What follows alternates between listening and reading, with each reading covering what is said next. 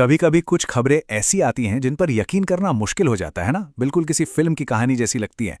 आज हम एक ऐसी ऑनलाइन रिपोर्ट की चीरफाड़ करने वाले हैं जिसमें एक बहुत बड़े नेता के प्लेन क्रैश की चौंकाने वाली कहानी बताई गई है। अब देखिए, ये घटना सच है या नहीं, वो हमारा मुद्दा नहीं है।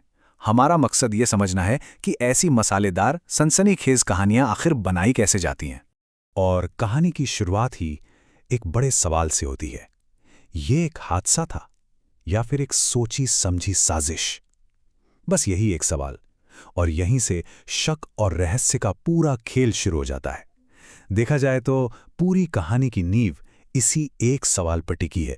तो एक बार फिर साफ कर दें, हम यहाँ सच या झूठ का फैसला करने नहीं बैठे हैं। हम तो बस एक डिटेक्टिव की तरह ये पड़ताल कर रहे हैं कि ये कहानी बुनी कैसे गई, कैसे कुछ असली से दिखने वाले फैक्ट्स में कल्पना का तड़का लगाकर एक ऐसी कहानी तैयार की गई जो पहली नज़र में बिल्कुल सच लगे।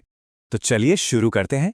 सबसे पहले देखते हैं कि किसी भी साजिश की कहानी का सबसे जरूरी हिस्सा यानी मकसद, वो कैसे तैयार किया गया। आखिर कोई क्यों चाहेगा कि ऐसा हो?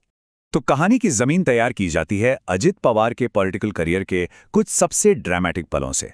सोचिए, 1982 में वो अपने चाचा शरद पवार के साथ राजनीति में कदम रखते हैं। फिर कहानी सीधा फास्ट फॉरवर्ड होती है 2019 में, जब वो कुछ ही घंटों के लिए डिप्टी सीएम बनते हैं और फिर पाला बदल लेते हैं। और फिर 2023 का वो बड़ा पॉलिटिकल ड्रामा, जब वो अपने ही चाचा के खिलाफ बगावत करके बीजेपी के साथ चले जाते हैं। ये सब बताने का मकसद क्या है? मकसद है एक बैकग्राउंड तैयार करना, तनाव का, दुश्मनी का। और यहीं पर कहानी कहने का असली खेल सामने आता है। देखिए, इस पूरे पॉलिटिकल टेंशन और बगावत की कहानी को सीधे सीधे एक साजिश के मोटिव यानी मकसद से जोड़ दिया जाता है, ताकि पढ़ने वाले के दिमाग में शक का कीड़ा रेंगने लगे। ठीक है, तो मकसद तो तैयार हो गया। अब कहानी को असली दिखाने के लिए चाहिए कुछ फैक्ट्स। तो चलिए अब देखते हैं कि इस कथित क्रैश के बारे में क्या क्या डिटेल्स दी गई हैं। सबसे पहला फैक्ट, प्लेन में कुल 5 लोग थे। एक सीधी सिंपल जानकारी। ये नंबर कहानी को एक कॉन्क्रीट शक्ल देता है। इसके बाद बताया जाता है कि प्लेन का मॉडल था लेयरजेट 45। अब ये एक टेक्निकल डिटेल है। ऐसी डिटेल्स डालने से कहानी और ज्यादा सच्ची लगने लगती है ना? और फिर एक और दिलचस्प बात जोड़ी जाती है कि पायलट को 15 साल से भी ज्यादा का एक्सपीरियंस था। अब सोचिए, ये फैक्ट क्यों डाला गया?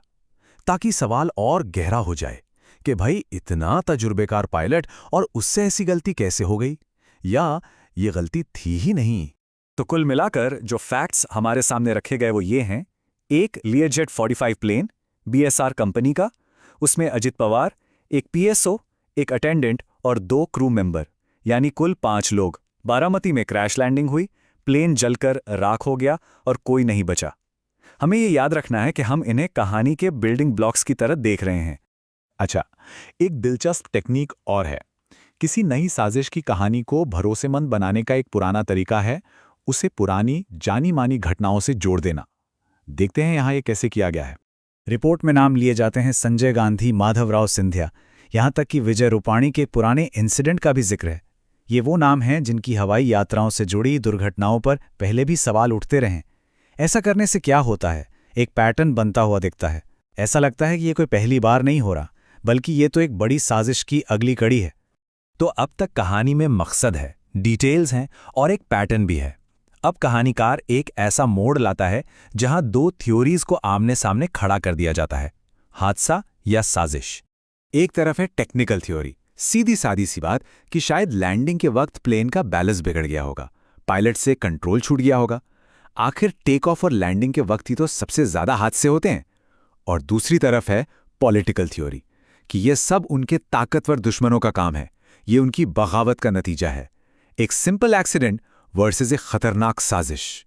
और फिर कहानी को एक सस्पेंस पे छोड़ दिया जाता है, ये कहकर कि प्लेन का ब्लैक बॉक्स ही बताएगा कि लैंडिंग से ठीक पहले अंदर असल में हुआ क्या था। ये एक क्लासिक तरीका है।